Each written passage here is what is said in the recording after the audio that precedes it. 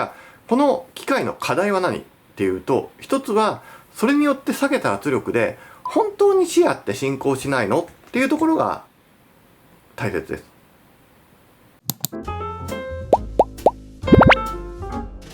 眼科医の平本です。今日は緑内障に効くかも新しい眼圧を下げるゴーグルについてお話ししようと思います。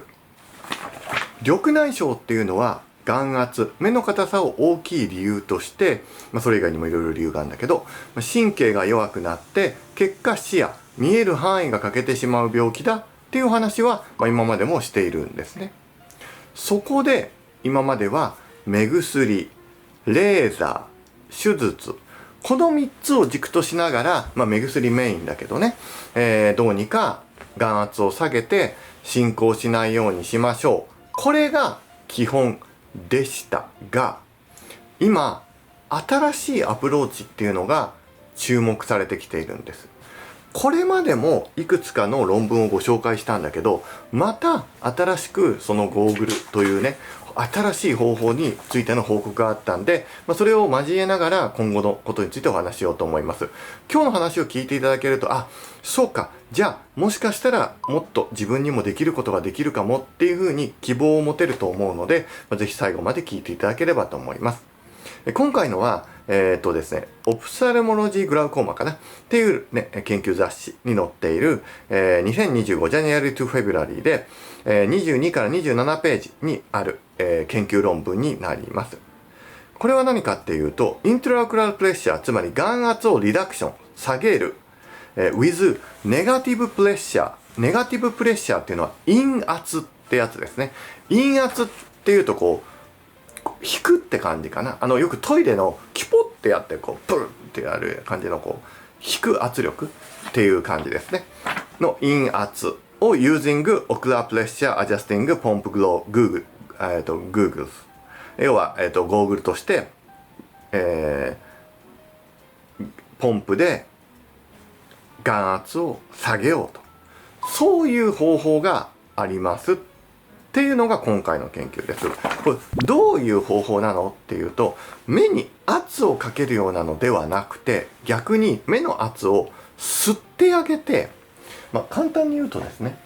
それイコールではないんだけど、眼球ありますよね。眼球の眼圧っていうのは目の硬さです。目の玉の中にある水分があって、目の奥から流れていく、この流れが悪いと目に溜まりやすいし、流れが良くなる、または分泌が少なくなると圧力下がって、神経がダメージ受けにくいねってあると。でこれまでのアプローチは、この出てくるのを減らそうとか、流れを良くしようっていうのをお薬とか手術でアプローチしていたものを、パカッてはめて、これを吸うのよ。簡単に言うと。吸い取れるわけじゃないよ。じゃあ吸う感じにしましょうと。すると、流れるところにもスペースできやすくなるじゃないですか。また、圧力がこっち行ってるから、流れもさらに良くなるわけよ。結果として、掃除機で吸ってる感じかな。キュイーンって吸ってあげると、圧力が下がってくれるよねっていうのが、今回の研究で分かってきたことです。今回の研究では、軽く10mm 水銀柱って言って、10という圧力で引いてあげると、もともと眼圧、目の硬さが 16.9 だったのが 11.3 になりました。5以上下がってる。すごいよね。普通目薬って5下がるのって、ビマトプロストとかだったらあるかもしれないけど、それ以外で基本単剤ではほぼないので、そういう意味では目薬以上の効果が出ると。さらに20圧力引くと 15.7 の平均が 7.7 に8ぐらい下がっちゃった。すごいねと。ただしこれはやってる時下がるけど、それを切っちゃうと、元に戻っちゃうっていうところがあるし、まだまだなんていうかな、実験段階ではあるんですよ。一般の皆さんの日常で使えます市販ですっていうほどの、感じでできているわけではないですが、私の動画を今までも見ている人はなんか前もそんな話聞いたなって。そう、今までもこんな論文がいくつも出てきて、正直この分野が今メインで注目されてるのはやっぱ目薬とかそうだけどね、こういう新しいアプローチもあるかもねって言って注目されてきているんです。結果これが出てくると何が変わるのか。一つ目、場合によっては目薬しないでこの吸引だけで、眼圧下げちゃって OK ってなる人もいるかもしれない。はたまた手術は必要な人がこれで済んじゃうかもしれない。目薬を減らせるかもしれない。今進行している人がその進行を止められるかもしれないというように、全く例えば今まで目薬2個してるからもう3個してるから4個してるからもうきついよねって言ってたのができる。ただしデメリットとしては、機械的に吸引するので、その時間が必要になるだろうと。例えば朝昼晩ってやるんだったらその時間はね、取られてしまうし、場合によっては寝てる時つけるとかね。もちろん安全性に関しても今んとこちょっとまだ分かってない感じです。そのね、目の玉を掃除機で吸うように吸引するわけで、それを長時間やることが目にとって本当にいいことなのか問題っていうのがあるんですよね。なのでちょっとそこはよく見極めなきゃなと、そういう風になるわけなんで、そこら辺のいわゆる安全性が確保でき、効果がある程度確保できたとしたら、全く新しい治療法としてあなたに、そして多くの人の治療法として使われる可能性があるよっていうのを知っていただけるかと思います。じゃあそれ何年後なのっていうと、それはちょっとわからない。その本当業者さんとかいろんなことあるんでね。ただ知ってもらいたいのは、今日のお話だけではなく、私は他にもこういう技術がありますとか、例えばデュリッサとかああいう感じのですね、目にちっちゃいものを埋め込んで目薬しなくても目薬してるかのように効いてくるお薬っていうのがもう開発されていてっていうお話もしたと思います。現実日本ではほぼ使われてないですよ。なのであなたが主治医のとこ行ってやってほしいんですって言っても、何言ってんですかって感じになっちゃう。ただそれも現実化しそう。しそうというか海外ではしてるわけなんで、日本で普通にそのうち使おうねってなれば普通に使える。というように今までで例えば日本では新しいね新薬ももうほとんど通ってて、実際皆さんの手に届くのは1年以内なのか2年以内なのか分かんないけど、そういうレベル感のお薬もあるのね。で非常に今までよりはちょっといいところもあるんじゃないかと言われてるお薬もあったりとか、非常に希望の持てる最新治療が実は後ろにあります。ただ後ろにあるやつってあんまり主治医とかからは説明したくないのね。なんでかっていうと、じゃあ1年後ぐらいかなっていうと2年後3年後になっちゃったら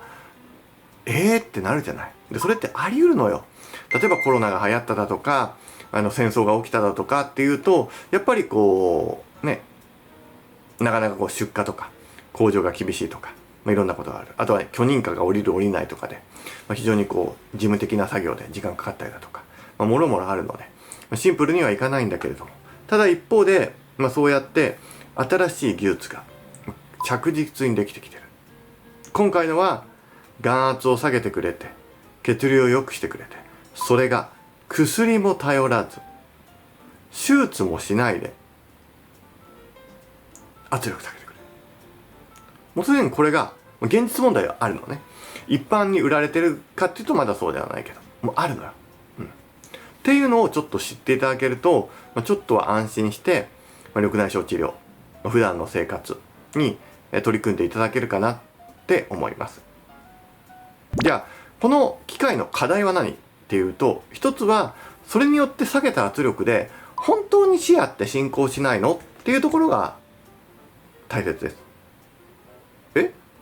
眼圧さえ下げれば視野って進行しないんじゃないの？思いますよね。でもそれって全ての状況において説明されているわけではないのね。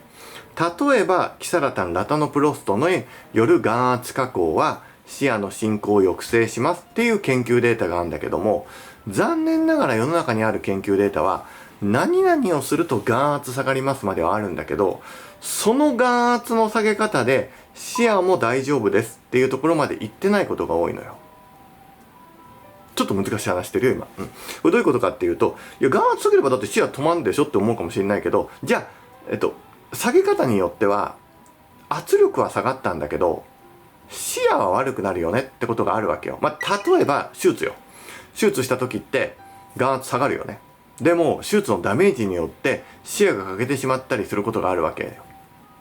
だから長期的には手術した方が進行は止まりやすいからいいんだけども、短期的に見ると手術をしたことで悪くなったんじゃないか、調子悪くなったなって思うことがざらにあるわけですよ。このように下げる行為イコールいいとは限らないので、長期的にこうやって眼圧を下げた人は視野の進行がいいんですよと。下手するとね、逆に目薬やレーザー手術で下げるよりもしっかりと視野の進行を止めますって可能性もあるのよ。圧力を抑えて直接吸引してあげることで血流の流れも良くなって、結果として悪化しづらくなっちゃうこともあり得る。だから、そこら辺をちょっと見極めていく必要があるかなと。でも最低限まずはその機械が使ってて簡単に壊れちゃうとか、熱を持ってえらいことになっちゃうとか、そのやってる間寝ちゃっても大丈夫かとか結構あるじゃない。なんかこう気持ちいいマッサージとかなんとかってやってる間に寝ちゃう人もいるよね。僕の場合はマッサージ師さんにね、マッサージ受けたとしてもね、なんか緊張して逆にそんな寝れるって感じではないんだけど、なんですけど、そういうのがあると。なので一つの期待をしていい。もちろんこれだけではなくて他のにも期待してほしいけれども、一つの期待として新しい技術が入ってきてるっていうのを知っていただけるといいと思います。で、今回のご紹介したのも2025年最新の論文ですね。こうやって毎月僕は、緑内障って言っての単語でもう検索して、世界中にある英語の論文のザザーッと見て、これはちょっと皆さんにシェアしたいなっていうのをシェアして、そうじゃなくて自分でいいかなっていうのはシェアしないし、で、あとは一通りザザッと見させてもらってって感じで、ほぼほぼ、パブメドっていうね、英語の調べる雑誌の、なんていうかな、サイトみたいなのがあるんだけど、そこで出てくるのはほぼ毎月チェックしてるので、そこら辺はちょっと楽しみにしていただけるといいかなと思います。じゃあ動画毎回見なきゃいけないかっていうと、それも大変な人もいると思うし、できればね、もう癖にしていただいて、あんまり関係ないかな、今日の話はまた同じかなとかっていう動画もあると思うんだけど、それも含めて聞いといていただいた方が、リズムは作りやすいんだけど、お忙しい人もたくさんいると思うんで、そういう方の場合は、チャンネル登録っていうのとベルマークっていうのを押しといていただかないと、どうしても表示されにくくなってしまうっていうことがあるので、ちょっと注意してください。また、概要欄にメールマガジンっていうのがあるので、それも登録していただけるといいと思います。今後もこうやって新しい情報、日々アップしていくんで、ぜひよろしくお願いします。